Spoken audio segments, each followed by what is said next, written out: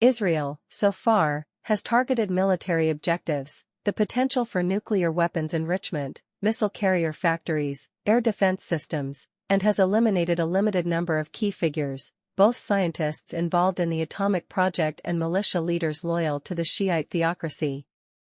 However, it has not gone further, despite having the capability to destroy the regime's infrastructure, which would cause enormous damage to the civilian system. For this reason, the initial phase of the attack currently appears to be deterrent in nature. Of course, I have noted Benjamin Netanyahu's speech, in which he urged the Iranian population to rise against the dictatorial theocratic regime. However, at the moment, deterrence against the theocratic regime prevails, aiming to force it to accept a double defeat without attempting violent reactions, the blockade of its nuclear ambitions and the near-total weakening of its external armed branches. This limitation of Israel's military projection was most likely agreed upon with Washington over the past 2 months, through multiple technical meetings focused on target selection. Why did Donald Trump, at least initially, not push for the elimination of the theocratic hierarchy and the weakening of the militias that support it, militias that hold about 20% of internal support against an 80% opposition, yet remain a minority with control over all economic power levers? Is it because Saudi Arabia, the UAE, and Jordan, despite opposing the authoritarian Shiite theocracy, would see the collapse of an Islamist theocratic regime as a dangerous precedent, even if it were more open and cooperative? Or is it because eliminating the Iranian theocratic regime would require such an intensive military operation that it would necessitate direct U.S. involvement? Perhaps both reasons are further complicated by the widespread nationalist identity in Iran, which raises doubts about the likelihood of an anti-regime popular mobilization in the event of an external attack. Added to this are the interests of Russia and China, which do not want to lose influence over Iran due to their current alignment with the regime. Thus, despite being weakened, Iran still has room for countermeasures. Where, specifically?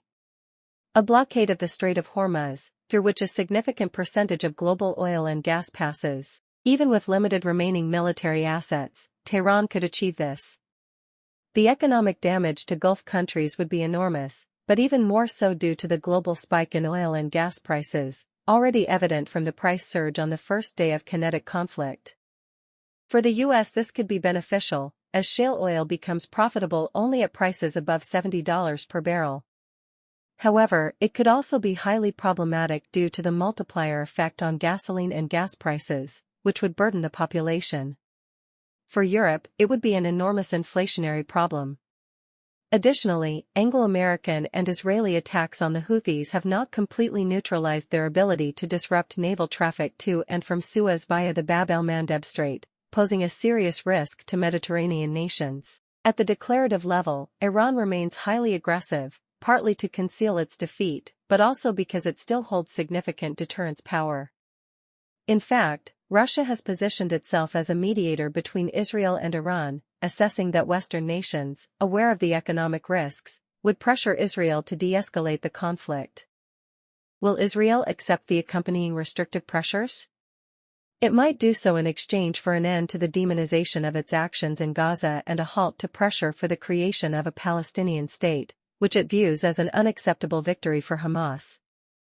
However, an alternative solution digestible to Sunni Arab nations would need to emerge. Yet, if Iran, besides directly blocking Hormuz and Bab el-Mandeb via proxy, likely using Chinese missile systems, maintains an aggressive stance toward Israel and extends its attacks to U.S. bases in the Gulf region, the conflict could escalate further. However, a cooling-off period remains the more likely scenario.